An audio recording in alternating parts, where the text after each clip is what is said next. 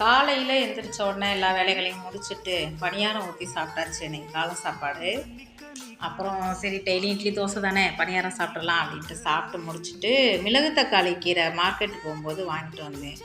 அதை சரி இன்றைக்கி செஞ்சிடலாம் அப்படின்னு சாப்பாட்டை ஒரு பக்கம் வச்சு விட்டுட்டு எப்போதும் போல் வெங்காயம் தக்காளி பச்சை மிளகா துவரம் பருப்பு போட்டுக்கலாம், பாசி பருப்பும் போட்டுக்கலாம். நான் இன்றைக்கி துவரம் பருப்பு தான் போட்டேன். கொஞ்சம் மஞ்சத்தூள் போட்டு விட்டுட்டு அதில் எல்லாத்தையும் தக்காளி வெங்காயம் பருப்பு எல்லாம் போட்டு தேவையான அளவு தண்ணி ஊற்றிக்கிடணும்.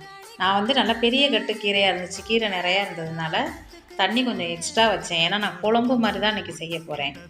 அதோட தண்ணியோடு சேர்த்து நல்லா புழிஞ்சிட்டு கீரையெல்லாம் அலசிட்டு புழிஞ்சிட்டு சின்ன சின்னதாக கட் பண்ணிக்கிடணும். ஏன்னா இலை பெருசு பெருசாக இருந்துச்சு. மிளகு தக்காளி கீரை இது.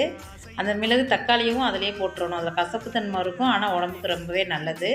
போட்டு ஒரு விசில் விட்டுட்டு அந்த தண்ணியை இருத்துட்டு மத்து வச்சு நல்லா கடைஞ்சி அதுக்கப்புறம் கொஞ்சம் பெருஞ்சீரகம் தேங்காய் கொஞ்சம் சின்ன சீரகம் போட்டு அப்படியே கொஞ்சம் நொறு நொறுன்னு அரைச்சி அதில் ஊற்றி ஒரு கொதி வந்ததுக்கப்புறம் ஸ்டவ் ஆஃப் பண்ணிவிட்டு உப்பு போட்டுட்டு தாளித்து ஊற்றிட்டிங்கன்னா சூப்பராக இருக்கும். இது மாதிரி செஞ்சு ட்ரை பண்ணிவிட்டு எப்படி இருக்குன்னு சொல்லுங்கள்.